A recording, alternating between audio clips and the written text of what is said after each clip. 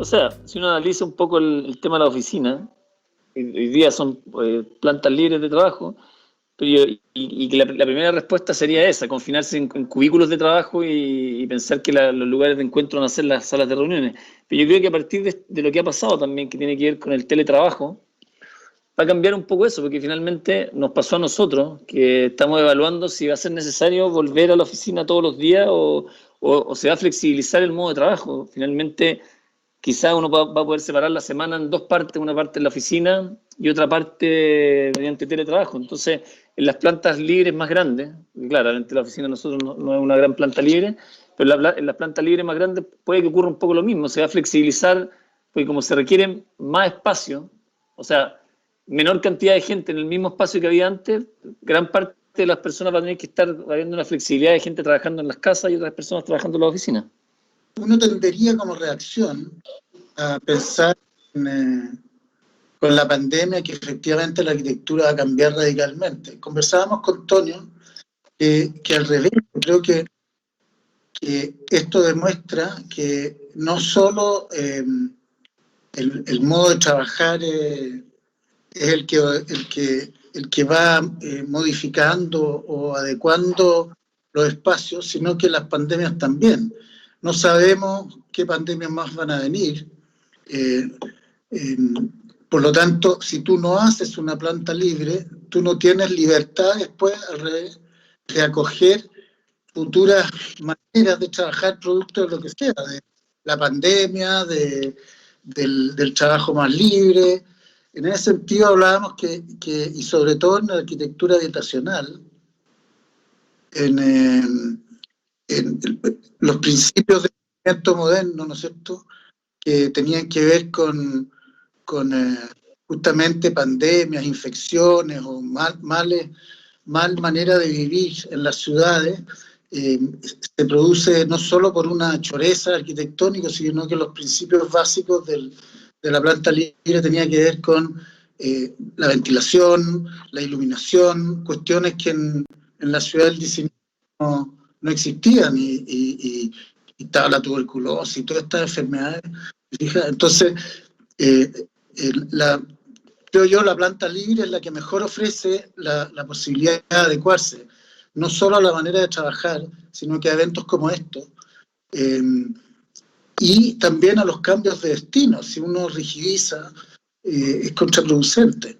En los espacios, si tú analizas en los espacios de trabajo, la distancia es una cosa, pero el hecho de estar metido en un edificio de oficina en que vaya a tener de todas maneras 2 metros de distancia, pero el gran problema es el sistema de ventilación, que muchas veces en el aire acondicionado es totalmente viciado, porque no se renueva bien, porque no sé qué, y ahí en ese sentido más aún podría volverse a una cuestión más natural de la ventilación real, ¿te fijas?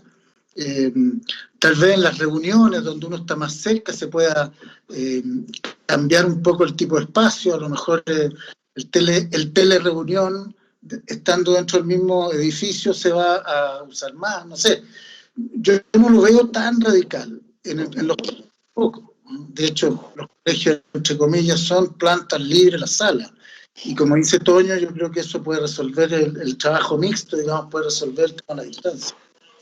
Yo creo que esta pandemia nos ha hecho volver a mirar a la arquitectura moderna, porque tal como decía Pedro, lo hablamos, no sé si hoy día o antes, de que cuando uno mira, por ejemplo, la Ville Savoie de Corbusier, que en el fondo uno cuando entra hay un lavamanos en la entrada de la casa, y que son proyectos que, verdad, o sea, que en esa época respondieron muy fuerte a la tuberculosis, pero tú te imaginas en la entrada de una casa un lavamanos, y después en esa casa se aplican los 5 postulados que veíamos, que era levantarse en pilotes para estar lejos de la contaminación del suelo, tener ventanas corridas para ventilar y tener luz, una planta libre, flexible, y un techo que permita estar en un espacio al aire libre, tomar sol y estar en contacto con la naturaleza. Pero es gracioso porque de alguna manera eso pasó hace más de 100 años y hoy día estamos volviendo a mirar un poco ese tipo de cosas, o sea, como esa arquitectura que respondió un poco a las pandemias de esa época, hoy día se vuelve a mirar un poco en ese sentido. A lo mejor va a aparecer de nuevo, ¿sabes qué? Lo que se usaba en la arquitectura antigua, que era el zaguán. El zaguán era un espacio intermedio entre el interior y el exterior, ¿no es cierto? Así como el corredor, bueno, el zaguán permitía la doble puerta para que no entrara el frío. A lo mejor el zaguán es un filtro justamente para no hacer entrar definitivamente a una persona externa, ¿no? O sea, gente que llega a dejar paquete, no tengo idea, a lo mejor el zaguán es un punto intermedio. No sé, el conserje, si es que lo recibe directamente, no sé, tendrá que estar encapsulado, no tengo idea, ¿no? Y desde el punto de vista del programa habitacional al interior, claro, mucha gente dice, bueno, no, todos los departamentos van a tener que empezar a tener escritorios, por ejemplo, que hoy día son cositas chicas para que los niños hagan las tareas en el computador. Pero más que eso, yo volvería a lo que decía Antonio, o sea, no todos van a tener teletrabajo, por lo tanto el escritorio a lo mejor no va a ser necesario. ¿Me entiendes? Entonces no apuntar a definir programáticamente algo de manera rígida no es la solución, creemos nosotros, ¿no? Independiente que obviamente hay que preocuparse de eso cuando tú haces una, entre comillas, oferta rígida en el mundo inmobiliario. Con los sistemas prefabricados de Volcanza. Volvemos a principios del siglo pasado. La fabricación, ¿cuándo partió? Era resolver la gran demanda que había después de la Primera Guerra Mundial, después de la Segunda Guerra Mundial, hacer mucha vivienda en poco tiempo. Es como tener un terremoto.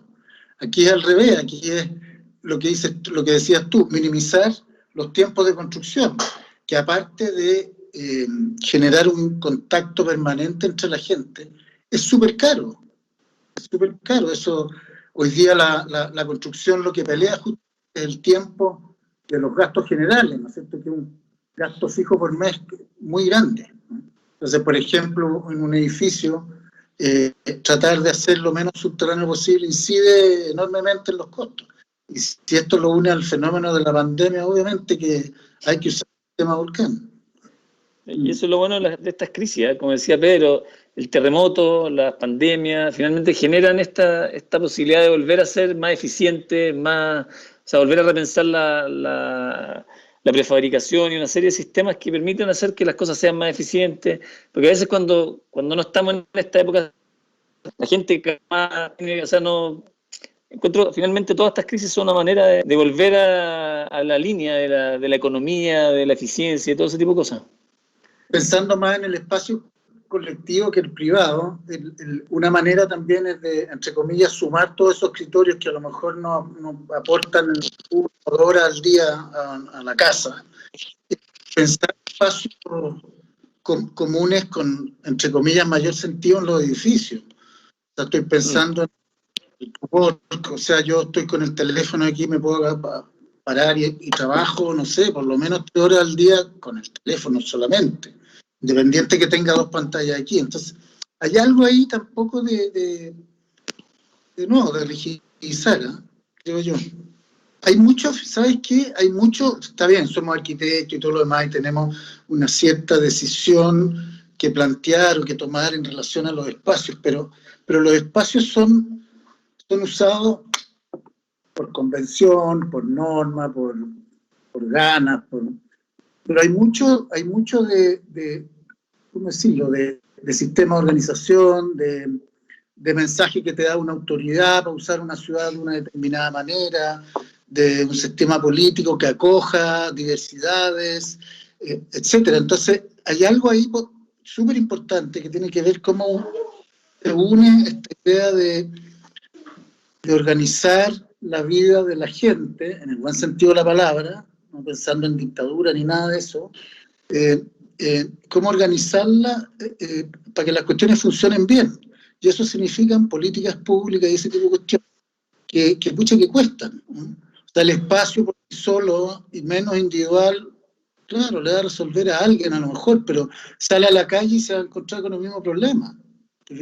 Hay algo ahí con enfrentar este tipo de fenómenos a nivel más no comunitario, no es la palabra, más como aglomeración de personas. Y nos han bombardeado toda la vida, por lo menos la mía, que los problemas se resuelven para el individuo y de forma individual. Y no es así, demuestra otra cosa. Entonces, en ese sentido, así como volvemos a la modernidad o volvemos a un cierto de resolver temas, yo creo que es el momento, es pensar para el común, no para el individuo. Asimismo, tú multiplicas 20 escritorios, multiplica una cantidad de escritorios en departamentos que va a vender, siendo que claramente la mitad no se va a usar porque a lo mejor van a ser departamentos para caballeros jubilados o no tengo idea qué. Sí. Y algo ahí, ¿eh? Sí, realmente creo que el confinamiento, porque en el fondo, claro, los espacios se han estado ocupando dentro de los departamentos, pero ese confinamiento también uno lo hace pensar en los espacios comunes de los edificios. O sea, de nuevo, estamos con Pedro trabajando en un edificio pequeño en la Florida y finalmente la cubierta pasa a ser el lugar de... Cuando uno no puede salir a la calle porque está confinado, tal vez la cubierta pasa a ser el lugar donde uno puede salir a tomar aire, a respirar, a encontrarse con la naturaleza. Entonces, finalmente, el confinamiento ha llevado a repensar los espacios comunes de los edificios. O sea, lugares que permitan de repente trotar, aunque sean pequeñas superficies, tener incluso de repente se está pensando mucho estos huertos que generan una producción interna dentro del mismo edificio, que permiten consumo. O sea, yo creo que los espacios comunes se van a repensar a partir de este confinamiento que impide salir a la calle, si finalmente hay un tema con eso. Yo me acordaba, Pedro, de este proyecto de viviendas sociales de Pepe Gallego, no me acuerdo cómo se llama la señora, que es la socia, unas viviendas sociales en Madrid, que en el fondo en un departamento de 60 metros cuadrados, que tiene una clave, que el mobiliario también es parte del proyecto de arquitectura. Entonces, son unas camas compradas en Ikea, que en el fondo el departamento se divide con tabiques, que en determinado momento del día uno puede correr los tabiques y volverlo un gran espacio, pero que las camas se pueden mover y quedan ubicadas bajo el área de los baños y finalmente realmente una planta libre, porque realmente uno dice un departamento de 60 metros planta libre, pero si uno no puede mover la cama, el sofá, el sillón y una serie de muebles, finalmente la planta tiene poco de flexible. Entonces hay una relación entre el mobiliario y la planta libre de los departamentos chicos que es bien importante, que yo creo que todavía no se ha explorado mucho.